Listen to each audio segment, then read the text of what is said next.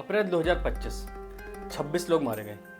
मतलब आपको पता है टेररिज्म सिर्फ ट्रिगर दबाने से नहीं होता, ये पूरा एक सिस्टम है। टेररिज्म सिर्फ वायलेंस नहीं, एक साइकोलॉजिकल वॉर है। आइडेंटिटी क्राइसिस, ट्रॉमा और आइडियोलॉजी की। व्हाट्सएप ग्रुप्स में लोकल यूथ्स को मैसेज आया, यहाँ के लोग तुम्हारी आइडेंटिटी छीन रहे हैं, यहाँ के लोग तुम्हारा फ्यूचर छीन रहे हैं। मैं जब 10th में पढ़ता था मैं भी खुद पत्थर फेंकता था, मैं भी पत्थर। और सबसे खतरनाक पार्ट, ये सब लोग लोकल थे, अपने ही शहर के और अपने ही गली के। इनमें से कोई कॉलेज स्टूडेंट होगा, कोई मैकेनिक होगा, कोई पढ़ रहा होगा।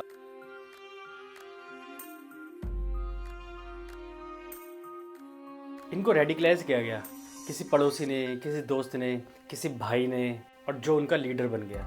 इनका नेटवर्क बहुत ज़्यादा बड़ा नहीं होता, बट बहुत ज़्यादा डीप होता है। इन लोगों को ये दिखाया जाता है कि आउटसाइडर्स तुम्हारे दुश्मन हैं। और जब इन लोकल लोगों का अकेलापन, इन लोगों की दर्द टेररिस्ट ग्रुप के लीडर के प्रोपेगेंडा से मिलता है, तो ये लोकल लोग बन जाते हैं एक टिकिंग बॉम्ब। कुछ टाइम पहले की बात है, एक इंडियन आर्मी के ऑफिसर ने एक सुसाइड बॉम्बर को सिर्फ कुछ देर बात करके रोक लिया। इंडियन आर्मी के ऑफिसर ने उस सुसाइड बॉम्बर को सिर्फ याद दिलाया उसकी माँ, मोहब्बत और इंसानियत। इन लोगों की जंग सिर्फ इनके दिमाग में है। अगर उस दिमाग को जीत लिया जाए तो ये जंग वैसे ही खत्म हो जाए। टेररिज्म को रोकना सिर्फ सोल्जर्स की रिस्पॉन्सिबिलिटी नहीं है, यहाँ पे लोकल लोगों की भी बहुत बड़ी रिस्पॉन्सिबिलिटी बनती है। जब हम चुप रहते हैं, अपने सामने दिखती हुई चीज़ों को इग्नोर करते हैं, अनजान बनते हैं, तो ही टेररिज्म बढ़ता है। इस तरह के रेडिकलाइज्ड लोगों का मानना होता है कि आउटसाइडर्स इनका फ्यूचर छीन रहे हैं। अरे भाई, तुम्हारा फ्यूचर कैसे छीन रहे हैं? वो टूरिस्ट आते हैं तो तुम लोगों को इनकम मिलती है, रेवेन्यू जनरेट होता है।